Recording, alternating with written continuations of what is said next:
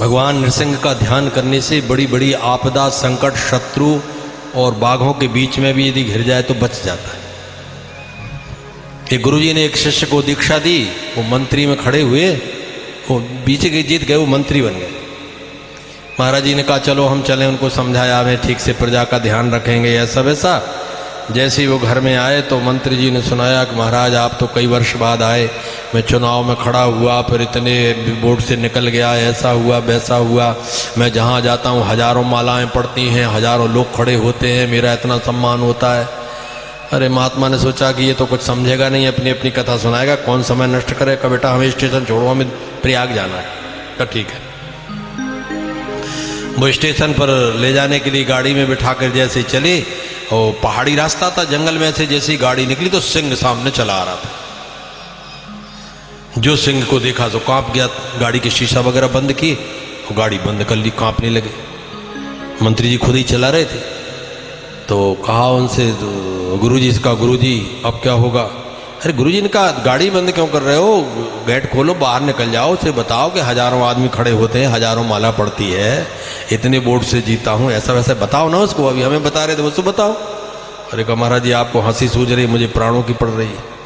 महात्मा जी ने अपनी तरफ का गेट खोला, अरे कहा ये और मरेंगे, ये कौन बचेंगे, सिंह तो इतना क्रोध में। गए जाकर सिंह के सामने हाथ जोड़े, नमो नृसिंहाय महाबलाय महातेजे, दुष्ट शत्रु विनाशनाय, हिरण्यकश्यपु हृदय विदारणाय, भक्त जन प्रसाद रक्षकाय, श्री नृसिंहाय नमो नमः। जो इतना कहा, चुपचाप सिंह पूंछ हिलाता हुआ भाग गया वहां से। कहा महाराज आपने क्या कह दिया उससे, वो कैसे भाग गया? लपकता चला आ रहा था क्रोध में, ऐसा लग रहा था गाड़ी कोई तोड़ ताड़ देगा। बाबा बोले बेटा संसार की उपलब्धियों मत रहा करो, थोड़ा भगवान का ध्यान किया करो। आपदाओं से भगवान बचाते हैं। न धन बचा पाएगा, न पद बचा पाएगा, न बल बचा पाएगा, कुछ नहीं बचा पाएगा। नृसिंह भगवान ने प्रहलाद जी को उसके पिता के सिंहासन पर बिठा दिया, बेटा राज्य करो, वरदान मांगो। प्रहलाद जी ने कहा पिताजी मेरे पिता ने ऐसे कर्म किए, उनको नरक में भी स्थान नहीं मिलेगा। ये मत समझना कि नरक तो मिले ही मिलाया, अरे राम विमुख थल नरक न ले, नरक भी नहीं मिलता। बनते रहो बिष्ठा के कीड़ा, बनते रहो हजारों बार, लाखों बार, करोड़ों बार। राम विमुख थल नरक न ले। जब ये बात कही तो भगवान ने कह दिया त्रिसप्तमी पिता पूता। देखो इतना कष्ट दिया, इतना कष्ट दिया, इसके बाद भी प्रहलाद जी अपने पिता के कल्याण की कामना कर रहे हैं। और हमारे माँ बाप ने हमारे लिए क्या क्या नहीं किया। जिस माँ ने अपने हृदय का रस पिला करके बड़ा किया, अपना कौर निकाल करके हमको पाल करके बड़ा किया, आंख खोलकर संसार दिखाना शुरू किया, उस माँ के लिए आंख निकाल के दौड़ रहा है। जिस पिता ने कह दिया कि डॉक्टर साहब बेटा अच्छा हो जाए, चाहे मेरी जमीन जायदाद मकान सब बिक जाए, ऐसे बेटा, ऐसे पिता के लिए अब वो पड़ा हुआ है, उसकी ओर दृष्टि भी नहीं डाल रहा है। कितने कृतज्ञ हैं हम, ऐसे माता पिता का सम्मान, उनकी सेवा न करके उनको उल्टा कष्ट दे रहे हैं, दुखी जीवन करते जा रहे हैं। धन्य प्रहलाद जी, जिस पिता ने करोड़ों शत्रुओं के समान व्यवहार किया, भगवान से ये याचना की कि मेरे पिताजी को परलोक में कष्ट ना हो, इतनी दया। अरे भगवान नरसिंह गदगद हो गए। ये शरीर उन्हीं का दिया हुआ है, अगर वे कृपा न करते तो ये शरीर तो माता पिता के पोषण से पोषित होता है। तो मैं भजन कहां से करता, आज आपकी गोद में कहां से बैठ जाता हूं। भगवान ने कहा त्रिसप्तवी पिता पूता पितृवी से तेन, बेटा तेरी 21 पीढ़ियां मेरे बैकुंठ में बैठने का अधिकार प्राप्त करेंगी। 10 तेरे पहले की, 10 तेरे बाद की और 1 तेरी, 21 पीढ़ी मेरे धाम में चली जाएगी। भगवान की भक्ति करने वाले की 21 पीढ़ियां और 7 कुल, इनका उद्धार होता है। 7 कुल कौन कौन से? एक अपना कुल, एक अपनी माता का कुल, एक अपनी ससुराल का कुल, मौसी का कुल, बुआ का कुल, बहन का कुल, बेटी का कुल, इतनों का उद्धार करता है भगवान के भजन करने वाला। 100 पीढ़ी के उद्धार की कथाएं लिखी शास्त्र में, 100 पीढ़ी का उद्धार। तुलसीदास जी महाराज लिखते हैं भगवान के भजन करने वाले भक्त का क्या कहना है। सो कुल धन्य उमा सुन, जगत पूज्य सुपुनीत, श्री रघुवीर परायण, जेहि नर उपज विनीत। भगवान के परायण भक्त जिस घर में होता है वो सारा कुल धन धन हो जाता है। जननी के तू भक्त जन के दाता के सूर। माँ या तो किसी भक्त को जन्म दो, या किसी दानी को जन्म दो, या शूरवीर को जन्म दो, नहीं तो जननी बांझ रे काय गमावे नूर। भगवान नरसिंह ने कृपा कर दी और कह दिया आज के बाद तेरे वंश में जन्म लेने वालों को मैं नहीं मारूंगा। और ये देवता घबराए कि जी बुरा कर दिया, ये दैत्यों का वंश है। महाराज जब तो घबराए तो भगवान ने कहा देखो भाई अब तो इनसे संधि कर लो।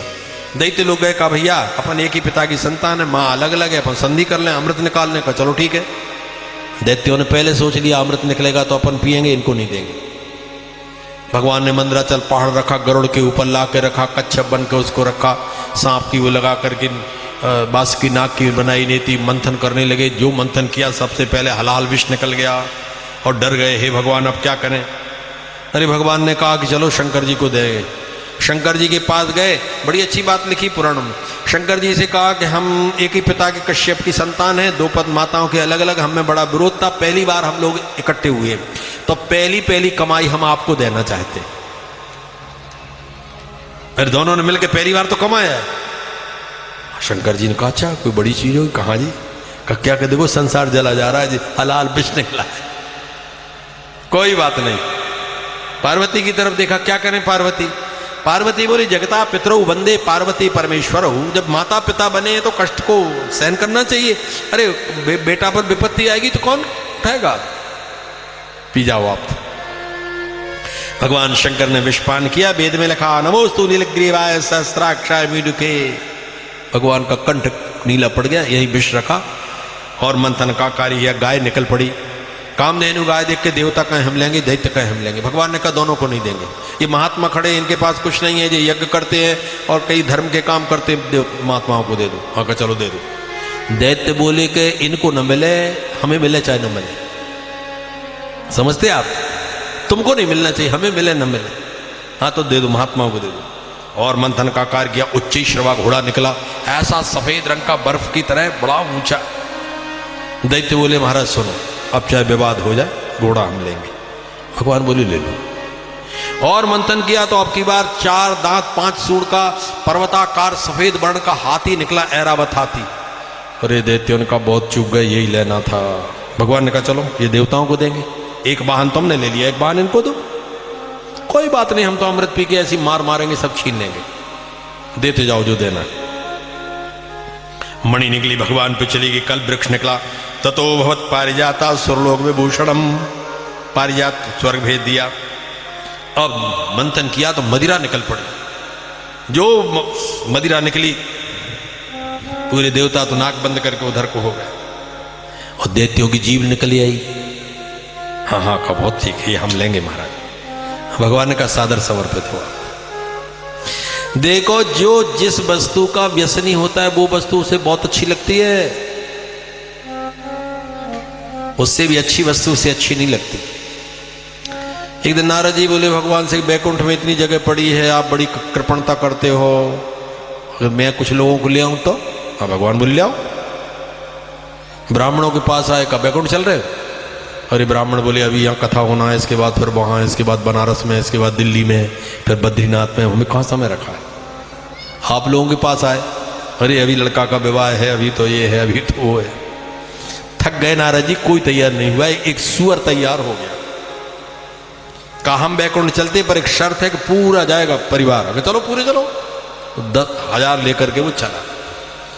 रास्ते में नारद जी बोला नारद जी वहाँ खाने पीने की कोई कमी तो नहीं है? कहा मूर्ख कहीं के, बैकुंठ में कोई कमी होती है? कहा नहीं नहीं, जो मृत्युलोक में हमारा भक्ष है वो मिलेगा कि नहीं? नारद जी ने कहा छीच। तो कहा हमें नहीं जाना बैकुंठ, वो आप ही को स्वीकार हो। जो जिसका जहां व्यसन है उसको वहां आसक्ति है। एक मछली बेचने वाली बाजार में आई तो मछली तो बिक गई, लेकिन नदी आ गई तो सोचा रात का समय, स्त्री जाति, नई अवस्था। याद आया कि मेरी एक सहेली इस गांव में मालिन है, पता करते पहुंची तो घर मिल गया। अरे अरे का बचपन की सहेली है, मिली जुली, गली मिली, खिलाया पिलाया और मालिन ने अपने कमरे में बढ़िया बढ़िया कमल के, जूही के, चमेली के, गुलाब की इतनी सुगंध आती थी, उसमें इसका बिस्तर लगा दिया। सवेरा हुआ तो मालिन ने पूछा कि तुमने रात को नींद कैसी आई? अरे का बहन, पता नहीं इस घर में तुम कैसे दिन काटती हो। तो क्यों? कब मैं जैसे ही सोई तो मेरी तो नाक फटने लगी। बाहर निकल के आई तो देखा तुम लोग सब सो गए थे। कहाँ जाऊं, पानी गिर रहा है, सोने की जगह नहीं। फिर एक उपाय याद आया कि वो जो मछलियां बेचने लाई थी, वो टोकरी का जो कपड़ा था वो मछलियों वाला, वो मैंने नाक में लगाया। मछली की गंध आई तब नींद लगी, वो तुम्हारी सुगंध में नींद नहीं आई। दुर्व्यसनी को दुर्व्यसन में आनंद आता है और सात्विक व्यक्ति को उस भगवान का भजन, कीर्तन, सत्संग, सात्विक भोजन, संत महात्माओं के दर्शनों में आनंद की अनुभूति होती है। एतावता मदिरा इनको दे दी, कहा आप ले लो, सादर आप लो। और मंथन किया, ऐसी सुगंध निकली, एकदम अप्सराएं निकल पड़ी। भगवान ने कहा चलो देवताओं के पास स्वर्ग चली जाओ। और मंथन किया।